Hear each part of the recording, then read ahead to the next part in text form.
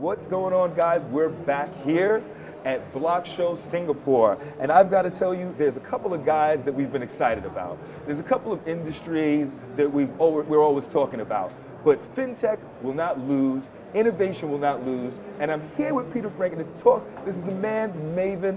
He has been around. He knows way more than I can even think to forget.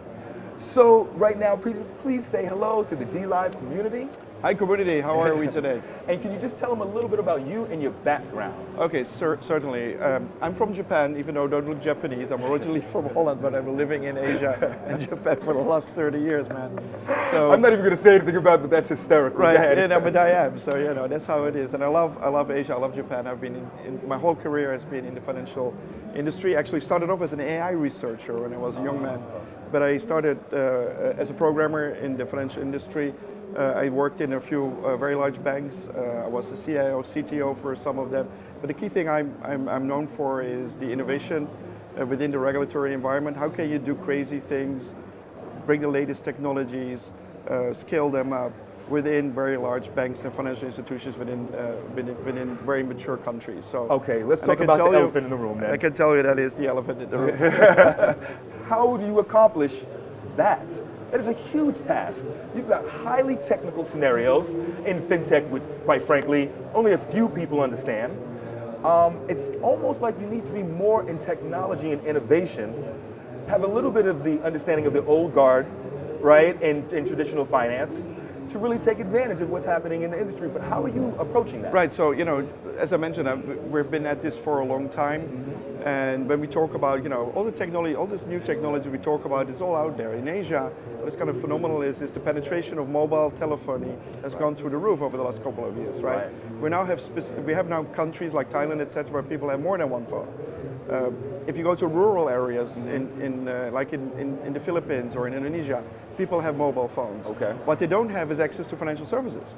In those areas, it's lower than 30%. Absolutely. Right. So, and we're talking about 1 billion people across Asia that are in that class. These are largely people that are like what we call micro SMEs, farmers, etc. They have activities, they have economical activity, but the banks are not able to service them because they're bound to branches, or their cost infrastructure doesn't allow them to manufacture something that fits within that scope. We're talking about loans of a couple of $100. Exactly. Average income of less than $100 a month. Mm-hmm. So how do you bank into that? Like micro banks, etc.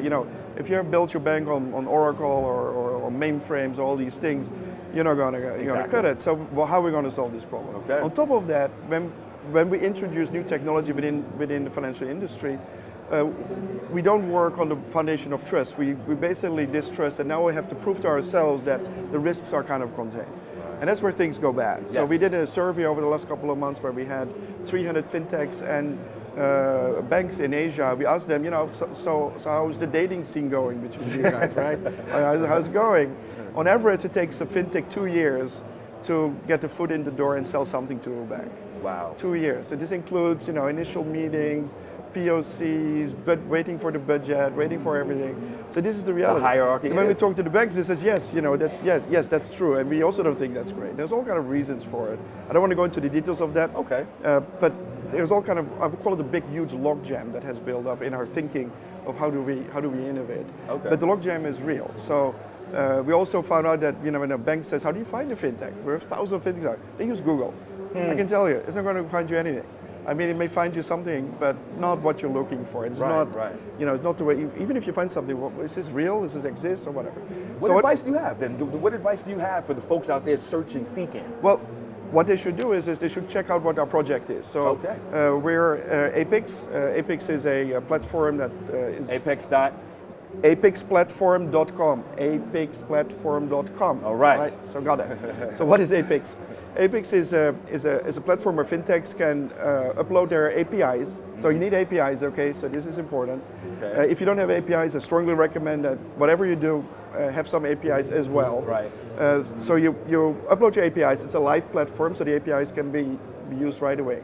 It includes a development sandbox, where you basically can start using these APIs right away. So when we all were kids, we played with Lego, right? Absolutely. Right, so it's Lego. So you have all these Lego blocks, and you say, I want to build this micro-lending application.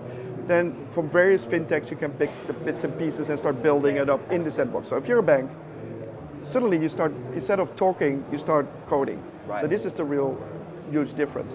Because everybody is kind of part of the community, everybody already has signed the NDAs, we don't have to go and do that again and again and again.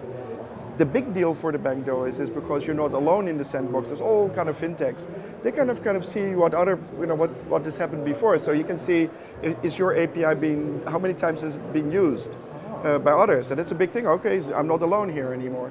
We can also see, what is your technical skills. You can see who are you. And you only have to do that once as fintech. Instead of going to all these banks and again explain what you're doing, you can just make that available. Is it one of those things where the familiarity, the comfort level for the banks is playing in this sandbox where others felt comfort as well? Is that a big selling point, quite frankly? Entirely. So I mean, community power, right? So if you're a bank and a fintech, you just kind of call it the dark room experience. And we don't know what happens in there, but it's not nice, right? If you put it in a big community, and you put daylight on it, everybody can kind of see what is happening. It's transparent. And that's what we need now. But there's also a wisdom there's a richness in data in there. Right. It tells you, hey, this is what others are doing. This fintech has already track record with other banks. So that information is a big risk mitigator, so to speak. But the biggest risk mitigator is the speed at which you can develop. So this is important. Instead of 2 years, if you take a few programmers and you allow them to figure out the Lego blocks, and we help them with that, in a couple of days you typically can build your app. So an app is, let's say, a micro-lending app.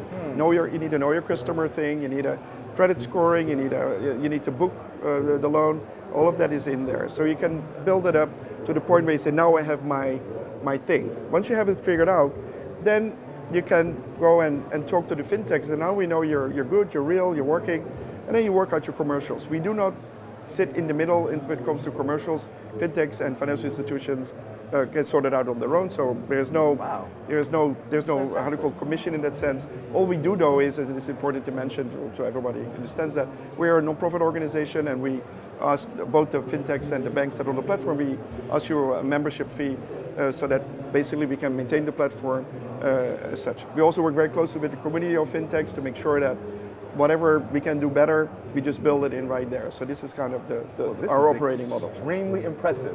You have a wealth of knowledge. Is there anything that you've learned in the past, let's say, year, 18 months, that you can leave with our audience at DLive? Well, it's very simple. I've been talking to so many fintechs and so many banks, regulators, etc. When they hear this story about this slow burn or whatever, they all giggle and say, yeah, it's really bad. Yeah. So we know that this is not an imaginary problem.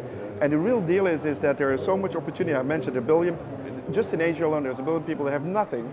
This is a huge opportunity, but a lot of people don't come to Asia because there's a lot of countries and this and that. This is your chance to basically put yourself out there, start interacting and start becoming part of it. So what I learned is that there's a huge opportunity across Asia, a tremendous amount of amazing people that want to do something with their lives. They're ready to go, but they need the tools. So we hope to be kind of your super tool store to tech up and innovate. So guys, all you need to do is get up off the computer, go on your mobiles, you gotta go out the room, type in some information, get a couple of coders, and you can do good in other parts of the world.